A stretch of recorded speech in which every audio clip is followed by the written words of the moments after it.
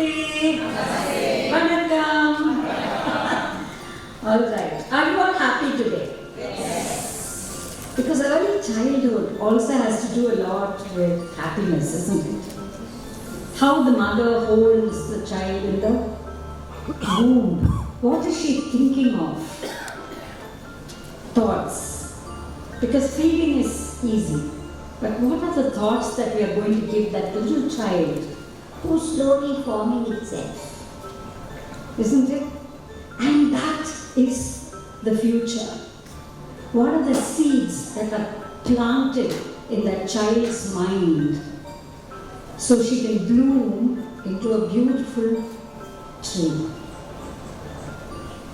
I want to thank Mr. Brahmam, all the delegates over here, for inviting me and for always believing that what I'm going to talk about can bring some kind of growth for that little child in the womb. So early childhood is a very interesting topic. If you look at Prahlad, for instance, isn't it? Prahlad was a different Asura compared to all the other children. Hiranyan had a lot of children, Hiranyakashipu.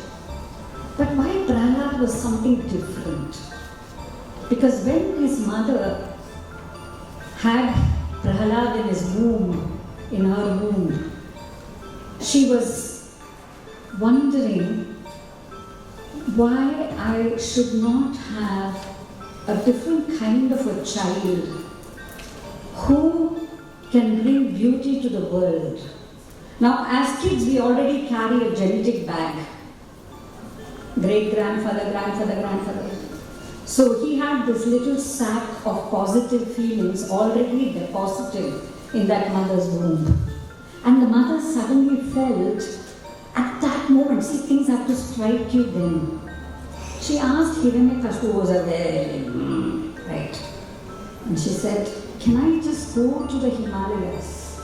Can I spend some time with my baby?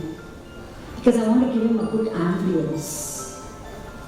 And for some reason at that time, it's the questioning, right? At the right time, she asked that question to the husband, who seemed to be in a good temper. And he, for some reason, said, go. So she went to the Himalayas. Of course, once you see the mountains and the beautiful beauty around, you know what happens, right? The mind is peaceful. So there, the myth is that Narada came and every day told about the Vidyadharas, that is knowledge of living. Mr. Shah was just telling us about happiness, living, peace of mind, isn't it? In part of the cultural studies. So he actually spoke to her about living, spoke to her about peace, and spoke to her about happiness. The child, which already had the DNA to receive, also received this learning. And as she got pregnant, and every month she listened to the stories. And even though she delivered after she returned, it didn't matter because the early years were very important. And that Prahlad, the great Prahlad, a little child, was a person who was not disobedient to his father, but had the wisdom to discriminate. Isn't it? That is the beauty of our mythology. And he said to his father, when Hiranyan said, I am the king, right? I am God, everyone say, Om Hiranyaya Namah. Prahlad said, Om Namo Narayanaya Namah. In a very soft tone. But it irritated Hiranyan, isn't it? And you know the story of the Narasimha Avatar.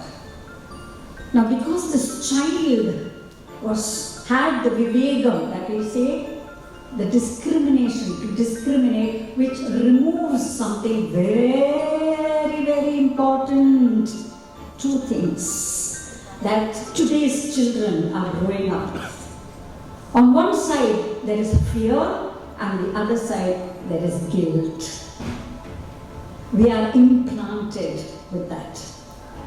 We grow up with fear and guilt. Two monsters, Hiranyan and Hiranyaksha. And you're not able to remove this. And this boy had the confidence to be able to question his father without questioning. By just stating, Om Namo Narayana Namaha. Om Hiranyaya Namaha. Om Namo Narayana Namaha. This was just a chant of those days. We can't take it literally, I'm just saying.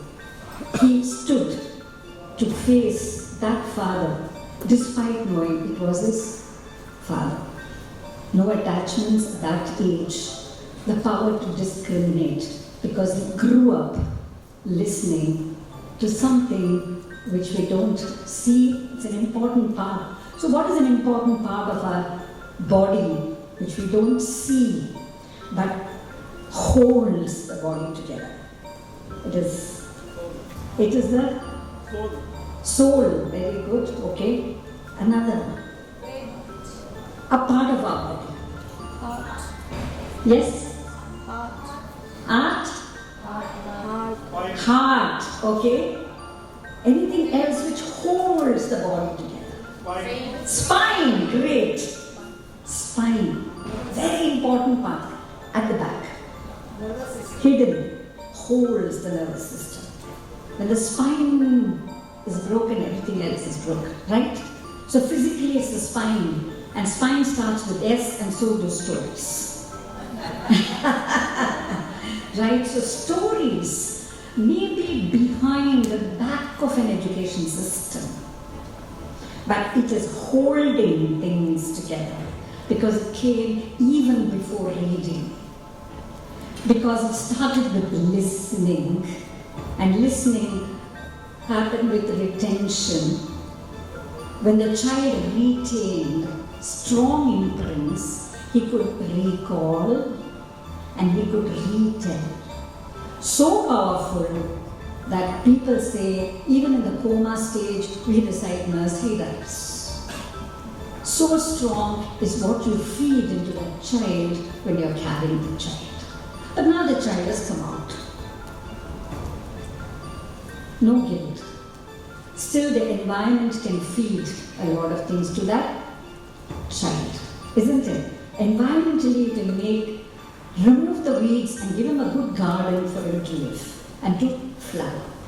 And that early child is the most important part of our future generation. So, you have to ask yourself, why are we educators? What is my backstory? Why am I a storyteller? I must have a story, isn't it? Isn't it? Because if you don't have that, somebody said heart, somebody has soul. If it is not here, then techniques are easy.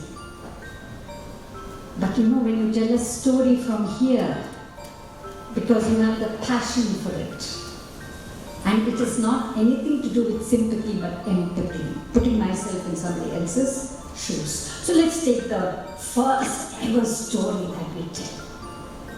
We tell the story of, for the little ones. What's the first story that you tell usually? Anything. What is the first story that you tell? Thirsty Crow, great. So Thirsty Crow is probably one of the first stories that we see. Have you ever wondered, in the Thirsty Crow, wonder, it's a nice word, isn't it? Have you ever wondered? The child is born with curiosity. So, one of the children came up one day and asked me, why only the crow is thirsty? Why not the parrot? Correct? Have you wondered why only the crow is thirsty? And it's a story. Now let me tell you a little backstory about it. Whose fable was this? Aesop, great. Who was Aesop? Aesop was a black slave. He was a slave, and he was somewhere in the 11th century. And you know, we always have racism, it's on our blood. The white man always thought he was the most powerful, and all the black men were supposed to be only workers. So he made all the black men work, and Aesop was one of them. So he chained Aesop with the other slaves. They were chained. So they were chained because they could work and then they would be chained. And now Aesop, remember, they were very smart. They put them high up on a cliff where there was no escape. Slaves, didn't think too much, tired after a day's work, chained, went to sleep. But Aesop's mind was very alert. And there, like all other generations, we have it even in India, where the minister was quite a sinister. And this minister was sadist too. The king was very good, but not the minister. So what he would do is make Aesop and the slaves watch the water come up from a dry well. And you know, when you see water on a hot day, you feel even more thirsty, right? And then he used to drop it. He used to drop it just when the water came up. No water. Food that was given to the prisoners, rather slaves, were rationed. You know, we can't stand. Bernard Shaw always said that man can stand any type of wife, but not a clever wife.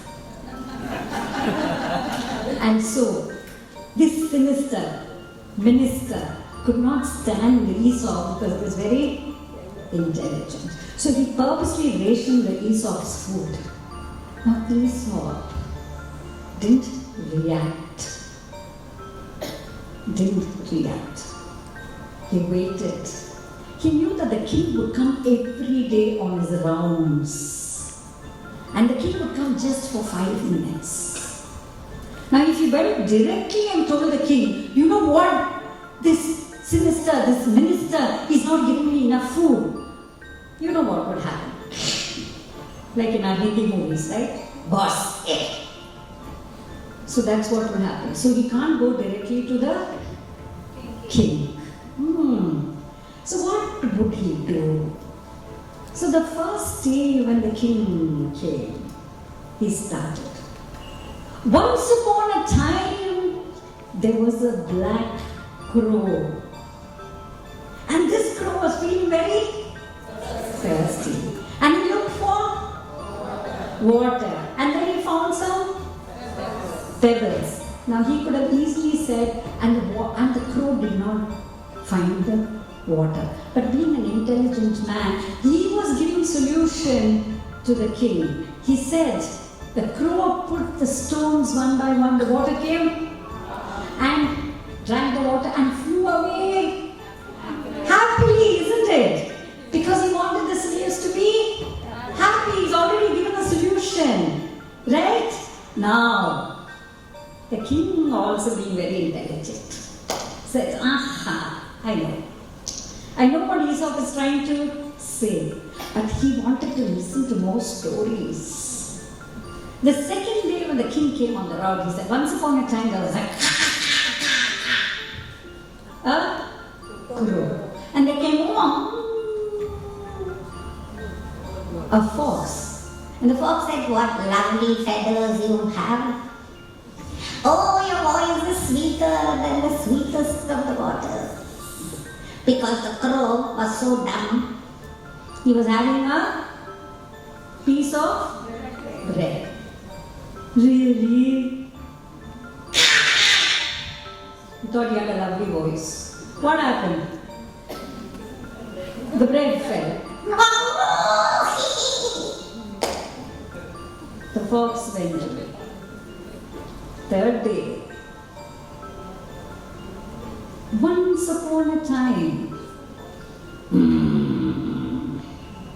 there was a lion, and this lion went prowling around the forest. He was very hungry, and he was also very tired because he didn't find something to eat. And he felt so tired that he went to and at that time there came a rat, or we can call it a mouse. And the mouse said, Such a smooth body. Nice to play. It looks like a playground. And he did He was happily play. Now the lion caught the mouse. Mouse said, I didn't know that I was disturbing you. Please let me go. My mummy is waiting for lunch. Something about the eyes of the mouse. And now the lion said, okay, go. I promise, okay, I'll help you one day. He went home. And mummy, why are you panting and puffing? Mummy, I would have been somebody's lunch today. Oh, and then what happened? I promise I'll help. Don't forget, okay? No, mummy, I won't. Another day.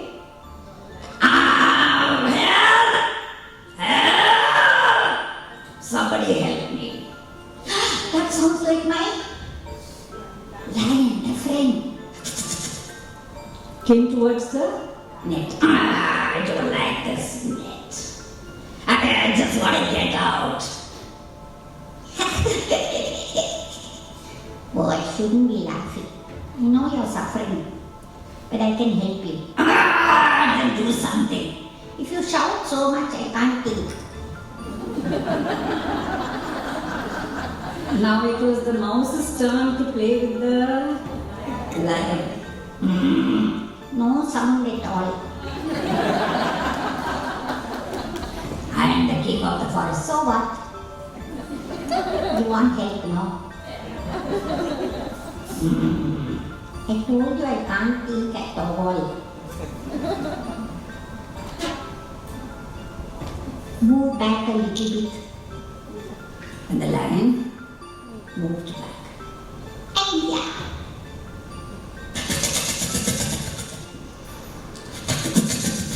Bit the net. You told me you won't eat me. No, you're my friend. I'll play hide and seek every day with you. Sure. Okay, go. So this was a story that Esau was narrating.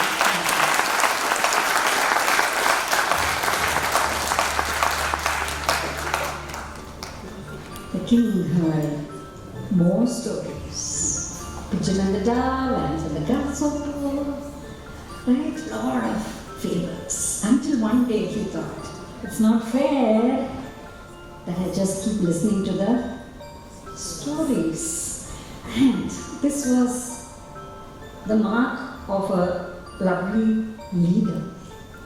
So he comes to Aesop and says, tell me what you want, son. And Aesop said, I want all the slaves from today to be freed. He didn't say, I want to be free.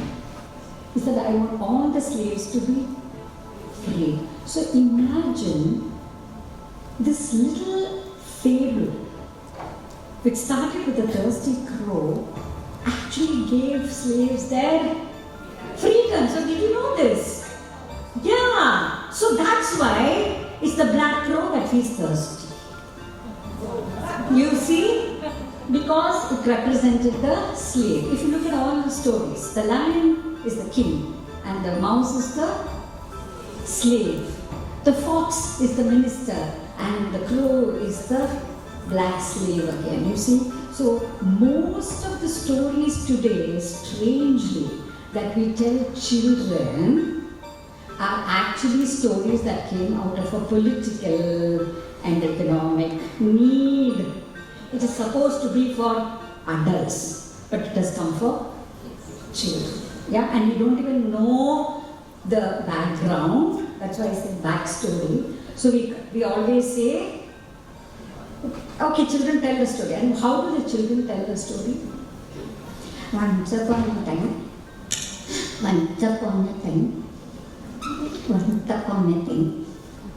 there was a crow was very and then he took stones. She was very happy.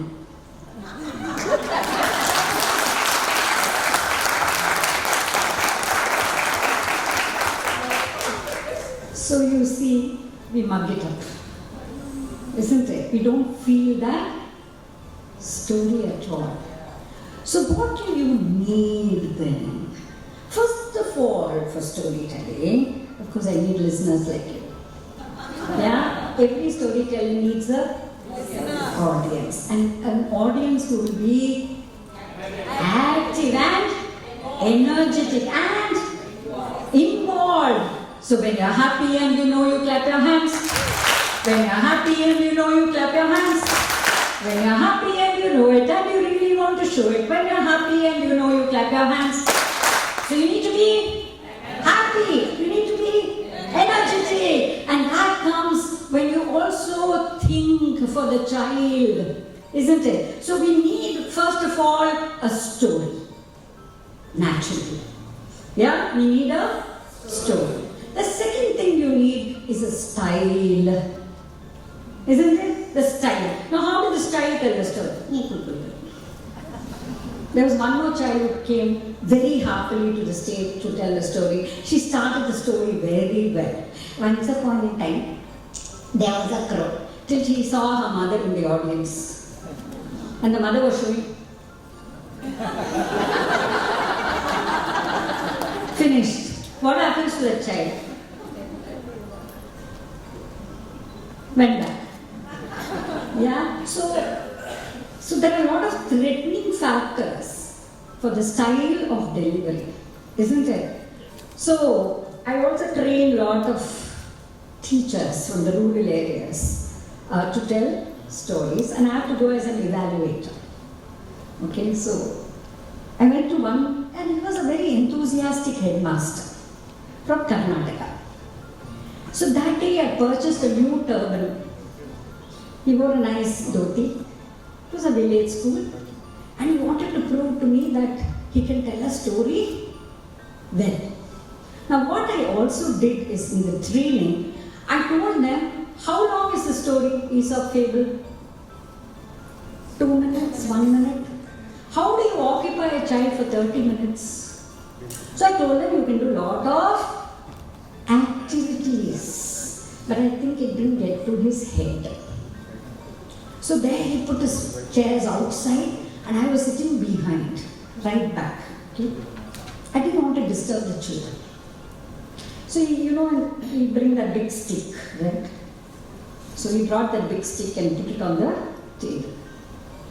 Then he said, Makkale, which means children, today I am going to tell you what?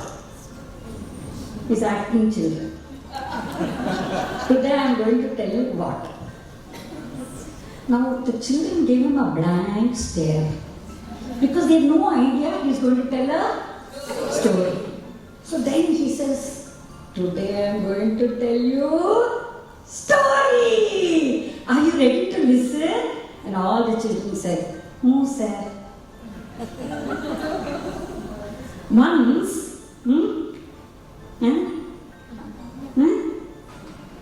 there was one what?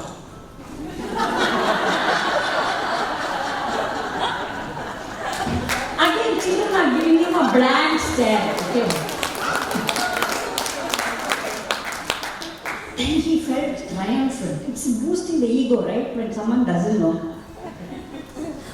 Today I'm going to tell you a story. And the story is about a crow. Once, there was one crow, right? I told you.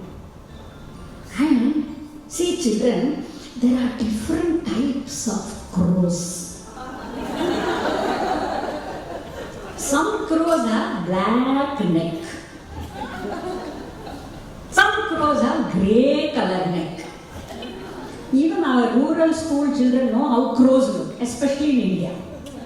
Isn't it? So what happened? The children got restless and they started talking. He took that stick and said, "Shh, listen to story." Then he says, "Today morning, on my kitchen roof, a crow, tapa sound, hammering sound." Again children started talking. Again he took the stick, listen to story. See, nowadays children, we don't have pots. Why? See how you're feeling? Then children again stared at him because we don't have potters. Why we don't have potters? Because we are water filters. Finished. Poor thing, they were rural and government school children. If this was urban school children, they would have run away long ago. Okay? And half an hour later, the bell went dong. Not even one child was there. They ran away. So he comes up to me and says, "Madam, how was my story?" Within myself, I gave the answer to him. "You are the best example of how to murder a story."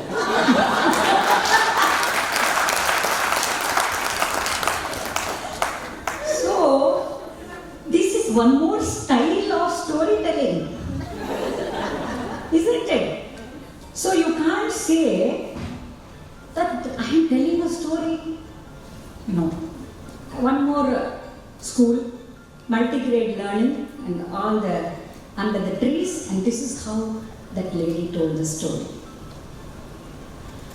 Kage ondu neerike hari hari banditu, egiri egiri nintitu, bayari nintitu, sannadondu hoojili haniya ನೀರು ಕಂಡಿತು, ಆಸೆಯಿಂದ ನೋಡಿತು, ನೀರೇ ಎಟ್ಟಿಕಲಿಲ್ಲ, ಸಣ್ಣ ಸಣ್ಣ ಕಲ್ಲಲು ತಂದು ತಂದು ತುಂಬಲು, ನೀರು ಮೇಲೆ ಬರಲು ಹೊಟ್ಟೆ ತುಂಬ ಕುಡಿಯಿತು, ಬುರ್ರಂತ ಹಾರಿತು, ಸರ್ರಂತ ಹೋಯಿತು. Thank you. Pin drop silence. No classroom.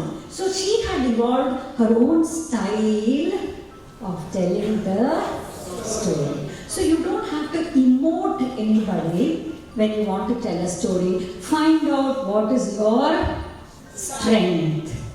And why I told about that man is, if you don't have a structure for a story, you will lose out on the timing of the story. Timing is also very, very important.